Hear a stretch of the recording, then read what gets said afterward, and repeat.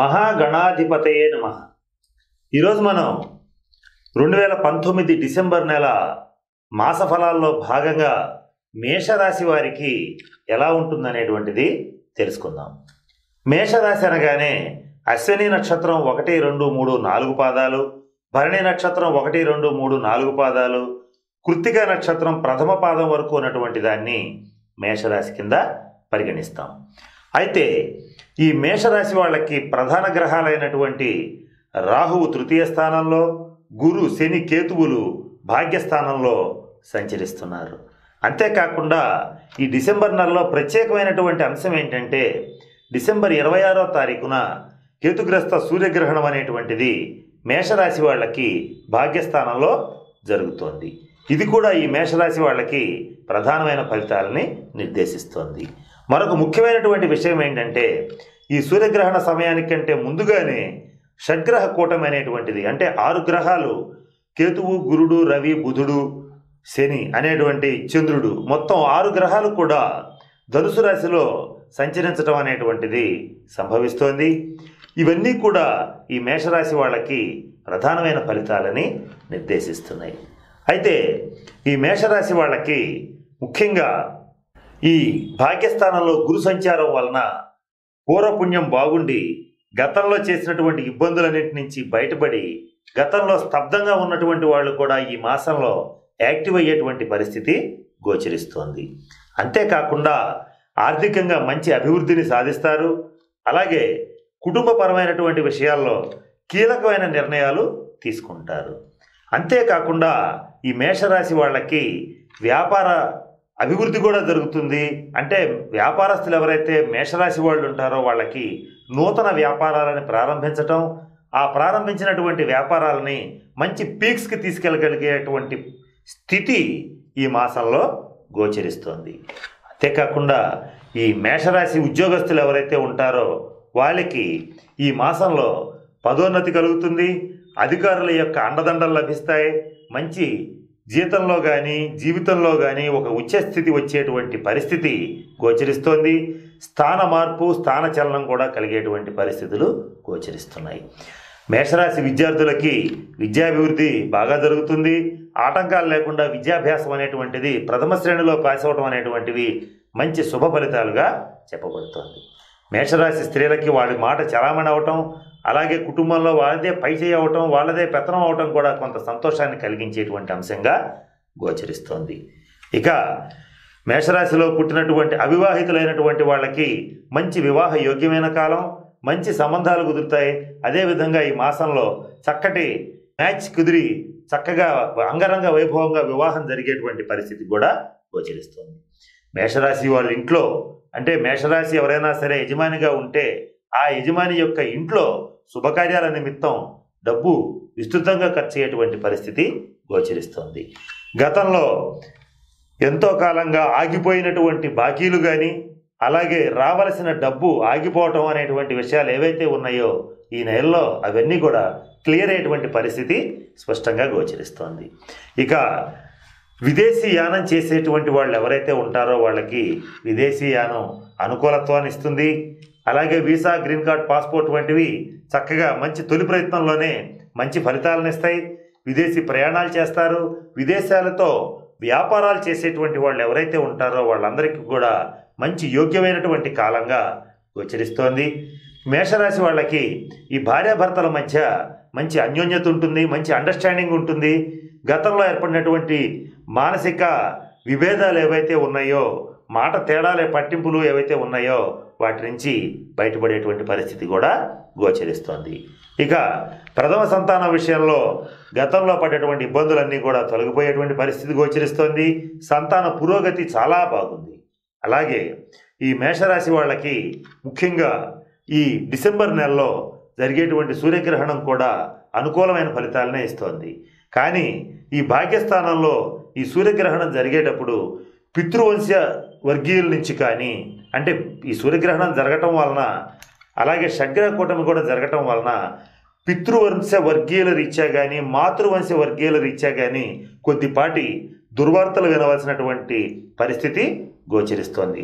అంటే తండ్రికి కానీ తండ్రి వంటి వారికి కానీ, తల్లికి కానీ తల్లి వంటి వారికి కానీ కొద్దిపాటి తీవ్రమైన అనారోగ్య సూచనలు గోచరిస్తున్నాయి. అలాగే కొంచెం వయసులో పెద్దవాళ్ళు అయితే మాత్రం కొద్దిగా ఇబ్బంది పడేటువంటి పరిస్థితి కూడా గోచరిస్తోంది. ఇక ఈ మేషరాశి వాళ్ళకి నేను చెప్పినట్లుగా ఈ డిసెంబర్ నెలలో ప్రత్యేకంగా సూర్యగ్రహణం, ఆ గ్రహణం సమయంలోనే షడ్గ్రహ కూటమి ఏర్పడటం, అలాగే ప్రధాన గ్రహాలన్నీ కూడా భాగ్యస్థానంలో ఉండడం వలన వీళ్ళకి కించిత్ అనారోగ్య సూచనలు, మెడనొప్పి, నడునొప్పి, తలనొప్పి వంటివి బాధించటం, ఈఎన్టీ సమస్యలు, కిడ్నీస్కి సంబంధించిన సమస్యలు కొంచెం ఇబ్బంది పెట్టేటువంటి పరిస్థితి గోచరిస్తోంది. శ్వాస సంబంధమైన సమస్యలు కూడా వచ్చే అవకాశాలు ఉన్నాయి. కనుక ఈ అనారోగ్య సమస్యలకి వీటి నుంచి తప్పించుకోవడానికి సూర్యగ్రహానికి సంబంధించినటువంటి కొన్ని రెమెడీస్ పాటించగలిగితే సహజంగానే ఈ సమస్యలన్నీ కూడా తీరిపోతాయి. అవి తీరడానికి ముఖ్యంగా ఈ మేషరాశి వాళ్ళు అరసవెల్లిలో కానీ కోణార్కలో కానీ సూర్యదేవాలయాన్ని దర్శించాలి. అలాగే ప్రతిరోజు ఉదయం ఆరోగ్యం భాస్కరాది చేతు పొద్దునే లేవంగానే ఓం సూర్యాయ నమః అని సూర్యుడికి గనక ఒక్క నమస్కారం చేసినట్లయితే అంతులేని ఆరోగ్యాన్ని ఇవ్వటం అనేటువంటిది జరుగుతుంది. ఇకపోతే ఈ మేషరాశి వాళ్ళకి మరొక ముఖ్యమైన రెమెడీ ఏమిటంటే, గతంలో చెప్పినట్టుగా కాళహస్తిలో కాలసర్పదోషానికి శాంతి పూజ చేయించుకోవాలి.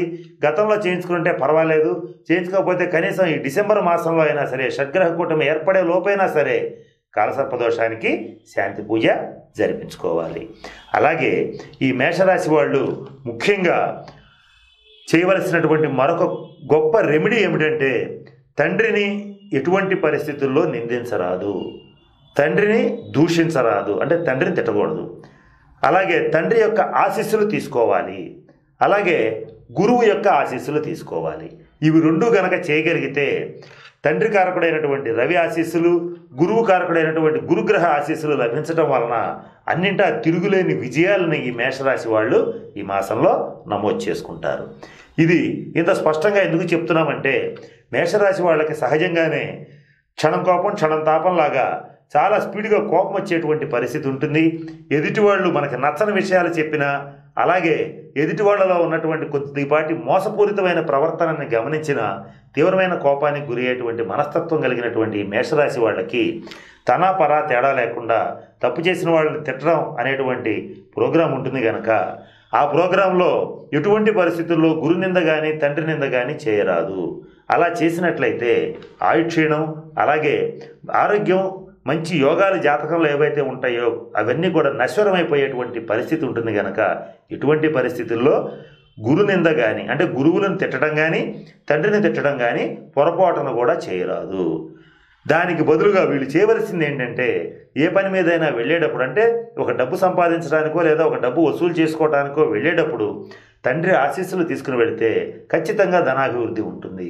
అలాగే ఒక వ్యవహార విజయం కోసం, అంటే ఒక ప్రముఖుల్ని కలవటం కోసం వెళ్ళేటప్పుడు తండ్రి ఆశీస్సులు తీసుకెళ్తే, అలాగే గురువు యొక్క ఆశీస్సులు తీసుకువెళితే ఖచ్చితంగా విజయం సాధిస్తారు. ముఖ్యంగా భాగ్యస్థానంలో ఉన్న రవిగురులు వీళ్ళకి అంత అద్భుతమైనటువంటి యోగాన్ని ఈ మాసంలో ఇచ్చేటువంటి పరిస్థితి స్పష్టంగా ఉంది. కనుక ఈ ప్రత్యేకమైన రెమెడీ మేషరాశి వాళ్ళ కోసం చెప్పటం జరిగింది. అయితే ఒకవేళ తండ్రి లేని వాళ్ళ పరిస్థితి మాట ఏమిటి అంటే, తండ్రి లేని వాళ్ళ పరిస్థితి ఏమిటి అంటే, తండ్రి లేని వాళ్ళు ఎవరైనా సరే మేషరాశి వాళ్ళు కనుక ఉండేటట్లయితే వాళ్ళు కనీసం తండ్రి ఫోటోకి ఒక్క నమస్కారం చేసుకుని గురువు అయినటువంటి సాయిబాబా గారికో, దత్తాత్రేయ స్వామి వారికో, రాఘవేంద్ర స్వామి వారికో ఒక్క నమస్కారం చేసుకుని పని మీద బయలుదేరితే ఖచ్చితంగా వ్యవహార విజయం అనేటువంటిది సంప్రాప్తం అవుతుంది. రాజకీయ నాయకులు ఎవరైతే మేషరాశి వాళ్ళు ఉంటారో వాళ్ళని ఈ అధికార పార్టీ వాళ్ళు కానీ, ఏ పార్టీ అయినా సరే, అధికార పార్టీ కావచ్చు, ప్రతిపక్ష పార్టీ కావచ్చు, మరొక పక్ష పార్టీ కావచ్చు, ఏ పార్టీ అయినా సరే వాళ్ళు పిలిచి చక్కగా వాళ్ళకి కావాల్సినటువంటి పదవి, వాళ్ళకి కావాల్సిన పరిస్థితులు చేసి పెట్టేటువంటి స్థితి ఖచ్చితంగా గోచరిస్తోంది.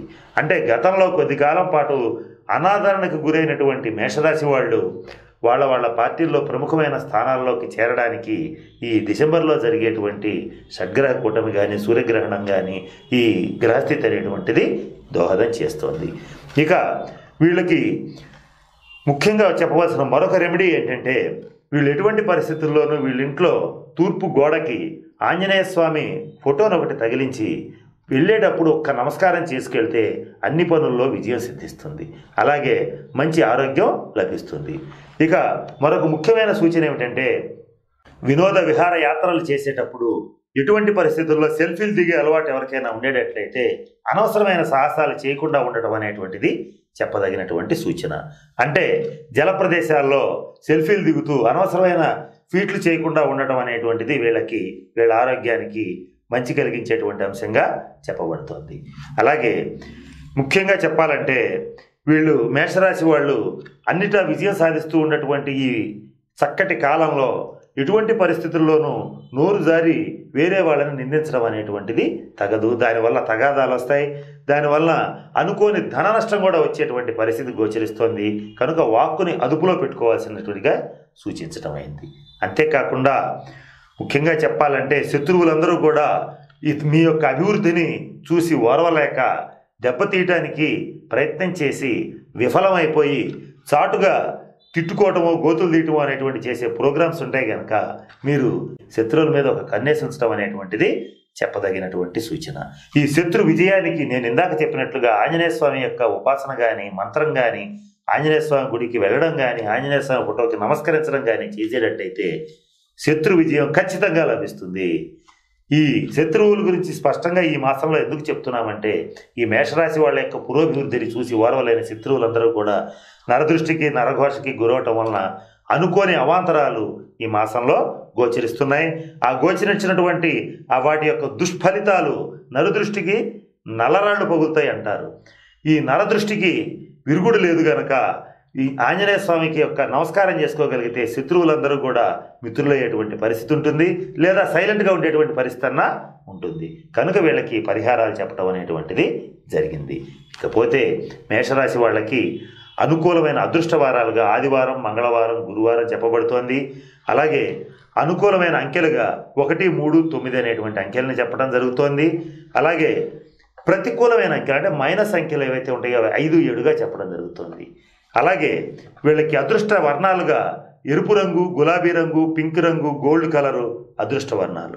ఎటువంటి పరిస్థితుల్లోనూ ఈ మేషరాశి వాళ్ళు ఆకుపచ్చ రంగుని ధరించరాదు. ఇది ఎందుకు చెప్తున్నామంటే ఈ మాసంలో నూతన గృహ వాహనాలు కొనుగోలు చేసేటువంటి పరిస్థితులు, స్థిరాస్తులు కొనుగోలు చేసేటువంటి పరిస్థితి ఉంది కనుక మీరు కొనుగోలు చేసేటువంటి వాహనాలకి నేను చెప్పినటువంటి అదృష్ట వర్ణాలైనటువంటి ఎరుపు, గోల్డ్, పింకు, గులాబీ ఇటువంటి రంగులు ఉండేటట్టుగా చూసుకోవటం, అలాగే అదృష్టమైనటువంటి అంకెలుగా 1, 3, 9 టోటల్ వచ్చేట్టుగా కనుక చూసుకోగలిగితే వాటి మీద వెళ్ళినప్పుడు అన్ని పనుల్లో చక్కగా విజయం సాధిస్తారు. అంతులేని ధన వృద్ధిని కూడా చేసుకోగలుగుతారు.